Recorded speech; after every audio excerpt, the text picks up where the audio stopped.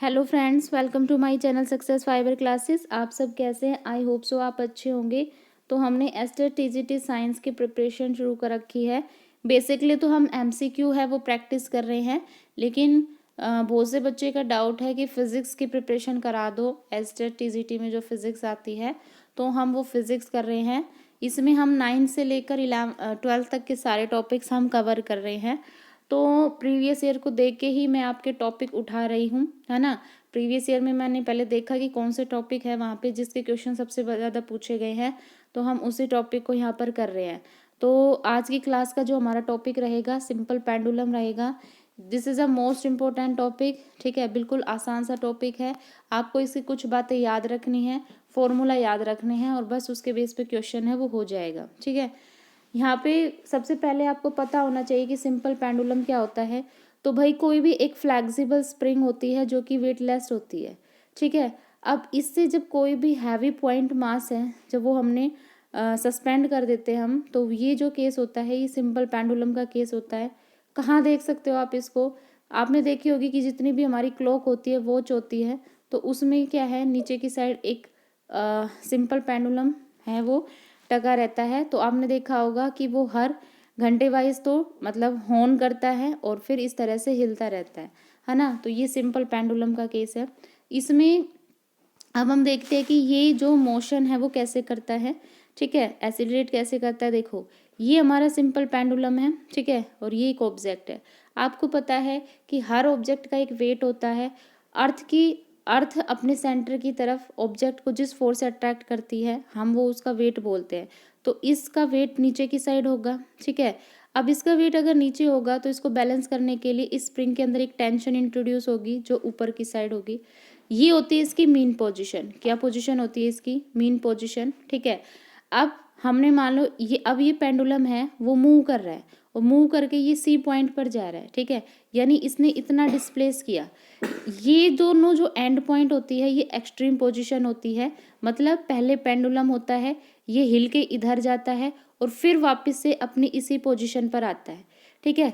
तो ये जो मतलब आता है, जो ये हमारे पास जो बॉब है इसका जो मास एसिलरेट करता है, तो क्यों करता है? देखो यहाँ पे हमने बोला कि ये पेंडुलम है, ठीक है। ये डिस्प्लेस किया इसने और ये इस पोजीशन पर आ गया, है ना। लेकिन इस पोजीशन पर ये कुछ ही टाइम के लिए रुकता है, ये वापस से अपनी इसी ओरिजिनल पोजीशन जिसको हम मीन पोजीशन बोल रहे हैं इस पर आ जाता है। क्यों? क्योंकि यहाँ पर क्या है, एक फोर्स एक्ट कर रहा है जिसको हम रिस्टोरिंग फोर्स बोलते हैं। रिस्टोरिंग फोर्स क्या होता है? रिस्टोरिंग फोर्स होता है कि जब पेंडुलम डिस्प्लेस करता है तो जो रिस्टोरिंग फोर्स होता है वो उसकी डिस्प्लेसमेंट के अपोजिट साइड एक्ट करता है। यानी अगर ये पेंडुलम डिस्प्लेस करके इधर जा रहा है तो रिस्टोरिंग फोर्स है वो इधर की साइड करेगा। ये क्या काम करता है? बॉब को वापस उसी की पेंडुलम को वापस उसकी मीन पोजीशन पर लाने का काम करता है। इसलिए तो हम लिखते हैं कि जो फोर्स होता है वो डायरेक्टली प्रोपोर्शनल होता है नेगेटिव डिस्प्लेसमेंट, ठीक है। क्योंकि ये जो रेस्टोरिंग फोर्स है ये उस पेंडुलम को वापस उसकी मीन पोजीशन पर लाने का काम करता है, ठीक है। अब उसके बाद हम पढ़ते हैं एनर्जी इन एसएचएम, है ना, कि जो एसएचएम है उसमें एनर्जी कैसे होगी। हमें पता है एनर्जी दो टाइप की, पोटेंशियल एनर्जी और काइनेटिक एनर्जी, है ना। तो ये एक पेंडुलम है, इसकी मीन पोजीशन है कौन सी? बी। सी और ए ये क्या है? इसकी एक्सट्रीम पोजीशन है, ठीक है। हमने बोला ए सी क्या है? इसकी एक्सट्रीम पोजीशन है। तो हम ए और जो सी जो एक्सट्रीम पोजीशन है इस पर हम इसकी बात करेंगे। देखो जब हम ए और सी की बात करते हैं, है ना, तो यहाँ पे क्या होगा? एसिलरेशन क्या होगा? मैक्सिमम होगा, है ना। एसिलरेशन क्या होगा? मैक्सिमम होगा। अगर यहाँ पे एसिलरेशन मैक्सिमम है और वेलोसिटी क्या होगी? जीरो होगी। वेलोसिटी क्या होगी? जीरो होगी। अगर वेलोसिटी जीरो होगी तो हमें पता है काइनेटिक एनर्जी क्या होती है? काइनेटिक एनर्जी होती है 1/2 mv², है ना।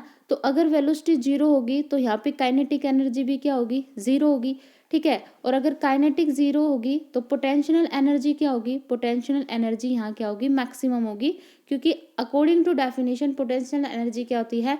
ड्यू टू डिस्प्लेसमेंट जो एनर्जी प्रोड्यूस होती है वो हमारी क्या होती है? Potential energy. तो इस बॉब ने डिस्प्लेसमेंट करके ये सी पॉइंट तक गया, है ना। तो यहाँ पे डिस्प्लेसमेंट के कारण एनर्जी आ रही है जो इन दोनों एक्सट्रीम पोजीशन पर क्या होगी? मैक्सिमम होगी, ठीक है। उसके बाद फिर हम बात करते हैं बी पोजीशन पर, है ना। बी पोजीशन पर, यानी जो कि मीन पोजीशन जिसको हमने बोला है।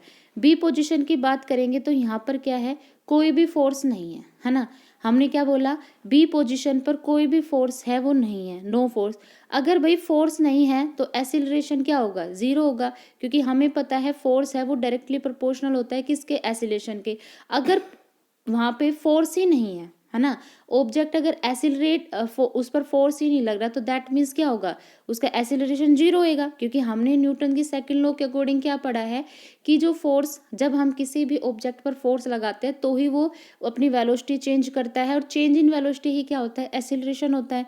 तो अगर यहाँ पे मीन पोजिशन पर वो जो बॉब है वो पूरी तरह से रेस्ट, तो है ना, तो यहाँ पे क्या होगा, फोर्स क्या होगा, नहीं होगा। अगर फोर्स नहीं होगा तो दैट मीन्स वहाँ पे एसिलरेशन भी क्या होगा, जीरो होगी।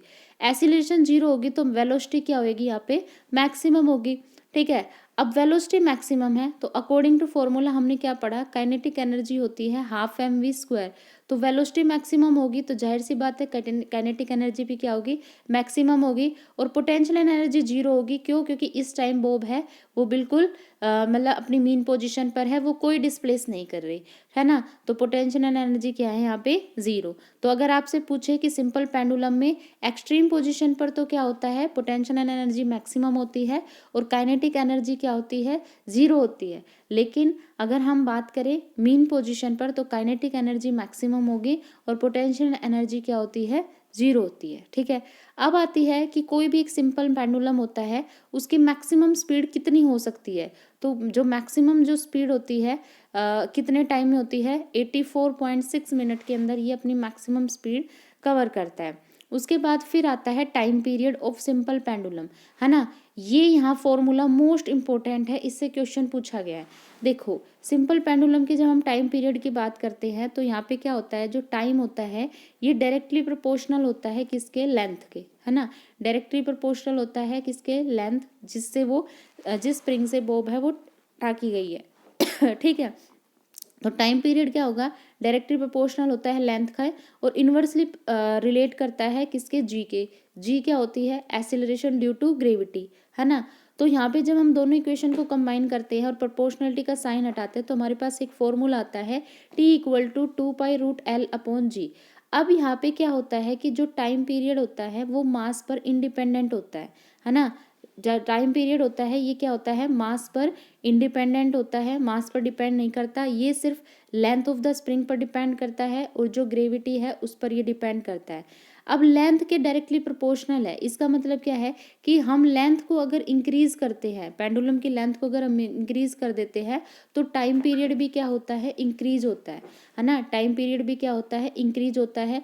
आपने देखा होगा कि समर की अगर हम बात करते हैं तो समर में क्या होता है, जो पेंडुलम होता है उसमें क्या होता है, एक्सटेंशन आता है। तो एक्सटेंशन होगा तो यानी उसकी लेंथ बढ़ेगी, तो इसलिए गर्मियों में टाइम क्या होता है, टाइम पीरियड ज़्यादा हो जाता है ना। भाई हमने देखा है कि उसमें क्या होता है, टाइम बहुत धीरे धीरे मतलब चलता है। लेकिन सर्दियों में अगर हम बात करें तो सर्दियों में क्या होता है, हमें ऐसा लगता है कि टाइम बहुत जल्दी जल्दी जा रहा है। क्यों, क्योंकि पेंडुलम में क्या होता है, डिस्टोर्शन आ जाता है तो लेंथ डिक्रीज कर जाती है, जिस वजह से क्या होता है, टाइम हमारा क्या करता है, डिक्रीज कर जाता है। उसके बाद फिर आता है हमारा टाइम इनवर्सली रिलेट होता है एसिलेशन ड्यू टू ग्रेविटी, यानी जी जैसे जैसे डिक्रीज होगा। अब हमें पता है ग्रेविटी कब डिक्रीज होती है, जैसे जैसे हम अर्थ की सरफेस से ऊपर की साइड चले जाते हैं, क्योंकि हमें पता है कि जैसे जैसे हम ऊपर की साइड जाते हैं ग्रेविटी कम होती है ना। अर्थ पर ग्रेविटी होती है, तो जैसे जैसे हम क्या करेंगे, अर्थ की सरफेस से ऊपर चले जाएंगे या फिर हम किसी सुरंग के अंदर जाएंगे तो जी क्या है, डिक्रीज करती है।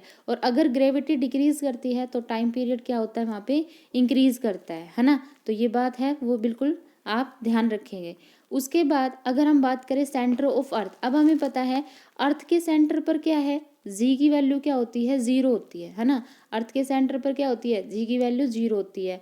तो अगर ग्रेविटी जीरो होगी तो यहाँ पे जब हम इसमें जी की वैल्यू पुट करते हैं तो हमें पता है जब डिनोमिनेटर में जीरो आता है तो वो पूरी वैल्यू क्या बनती है, इन्फिनिटी बनती है। तो टाइम पीरियड क्या होगा, वहाँ पे इनफाइनाइट टाइम पीरियड होगा। और दूसरा हमें पता है जैसे जैसे अर्थ रोटेट करती है तो उसकी जी की वैल्यू क्या करती है, डिक्रीज करती है, और जी की वैल्यू डिक्रीज करेगी तो टाइम पीरियड क्या होता है, इंक्रीज करता है ना। और वैक्यूम की अगर हम बात करें, वैक्यूम का मतलब जहाँ पे कोई एटमॉस्फेयर नहीं है, कुछ भी नहीं है, तो टाइम पीरियड है वो कैसा रहता है, सेम रहता है। ठीक है, अब उसके बाद एक चीज़ और आपको याद रखनी है, जो पेंडुलम होता है, जो क्लॉक की जो पेंडुलम होती है वो किसकी बनी होती है, एक इनवार एलॉय है उसकी बनी होती है। ठीक है, और ये बात मैंने आपको बताई थी कि जो टाइम है वो मास पर डिपेंड नहीं करता। ठीक है, टाइम मास पर डिपेंड नहीं करता। ठीक है, आई होप आपको ये चीज़ अच्छे से समझ आ गई होगी। अब इसका जो क्वेश्चन पूछा गया था एस्टेट टीजीटी 2022 में, क्योंकि मैंने सिर्फ 2022 का ही पेपर अभी देखा है, इसके क्वेश्चन 2021 में भी पूछा गया है, तो हम 2022 का क्वेश्चन यहाँ पे डिस्कस करते हैं। क्या बोला है इसमें, कोई भी एक सिंपल पेंडुलम है जिसका टाइम पीरियड क्या है, टी है। ये कह रहा है कि T1 टाइम पीरियड कब है, जब वो अर्थ की सरफेस पर है, और T2 टाइम पीरियड क्या है, जब वो अर्थ की सरफेस से आर हाइट पर है, जहाँ पे आर क्या बता रखी है, अर्थ की रेडियस। तो यहाँ पे आपको T2/T यानी रेशो बताना है T2 to T1 का, है ना। तो देखो यहाँ पे क्या बोला है, इसमें बोला गया है कि जो T1 है ये कौन सा टाइम पीरियड है, अर्थ की सरफेस पर। ठीक है, अब यहाँ पर हमें पता है टाइम का फॉर्मूला होता है सिंपल पेंडुलम का 2π√L/g, है ना। अब हमने एक चीज़ पढ़ी थी ग्रेविटेशन चैप्टर में, जो g होती है ये क्या होती है, हमारी एक्सीलरेशन ड्यू टू ग्रेविटी, और ये अर्थ की सरफेस पर कितनी होती है, Gm/r²। ये हमने फॉर्मूला इसका पढ़ा था, है ना, ग्रेविटेशन चैप्टर में। तो अर्थ की सरफेस पर जो ग्रेविटी होती है उसका ये फॉर्मूला होता है ना। तो इसने हमें दो चीज़ बताई है, एक अर्थ की सरफेस और एक जब अर्थ की सरफेस से वो आर हाइट पर है ना। तो अर्थ की सरफेस पर अगर हम यहाँ से जी कैलकुलेट करें तो क्या हो जाएगा, Gm/r²। लेकिन ये कह रहा है कि अर्थ की सरफेस से वो आर हाइट पर है, तो भाई हमें पता है कि आर तो इसकी रेडियस हो गई अर्थ की, और इससे आर हाइट पर है, तो टोटल कितनी हो गई यहाँ पे 2r, है ना भाई, टोटल कितनी हो गई 2r। तो यहाँ से अगर हम अर्थ की सरफेस से h हाइट पर g की वैल्यू देखें तो क्या हो जाएगी, Gm/2r², है ना, कितनी हो जाएगी 2r²। अब यहाँ से इसने हमसे क्या निकलवाया, इसने हमसे निकलवाया है T2/T1। तो सबसे पहले हम T1 कैलकुलेट करेंगे, तो हमें पता है कि ये क्या होता है 2π√L/g। अब g की वैल्यू हम इसमें पुट करेंगे तो Gm/r², तो ये r² क्या होगा, ऊपर आ जाएगा, है ना। इसी तरह से हम T2 कैलकुलेट करेंगे तो T2 क्या हो जाएगा 2π√L और Gm। ठीक है, और नीचे 2r² है, तो ये 4r, 2 का स्क्वायर तो 4 हो जाएगा, तो ये 4r² ऊपर आ जाएगा। अब हम इनका क्या करेंगे, रेशियो कैलकुलेट कर लेंगे। तो यहाँ से T2/T1, तो T2 की वैल्यू ये थी, T1 की ये थी, तो यहाँ से 2π से 2π कट गया, √L/Gm से ये कट गया। अब r² से क्या कट गया, r²। अब हमारे पास क्या बचा, 4/1 बचा, है ना। तो इसका रूट है, हमें पता है 4 का रूट क्या होता है 2/1, तो इसका आंसर क्या आ गया 2। यानी T2/T1 का जो आंसर आएगा हमारे पास, रेशो आएगा, वो कितना आएगा 2। तो इसका मतलब हमारा कौन सा ऑप्शन इसमें सही है, थर्ड ऑप्शन सही है। तो ये 2022 में पूछा गया था, और एक क्वेश्चन इसका 2021 या 2019 में पूछा गया था, उसमें वहाँ पे सिंपल पेंडुलम के बारे में, काइनेटिक एनर्जी और पोटेंशियल एनर्जी के बारे में पूछ रखा था। ठीक है, तो ये हमारा सिंपल पेंडुलम टॉपिक था, है ना। तो आई होप आपको ये अच्छे से समझ में आ गया होगा। अगर वीडियो अच्छी लगी है तो चैनल को लाइक, शेयर और सब्सक्राइब कीजिए। Thank you very much.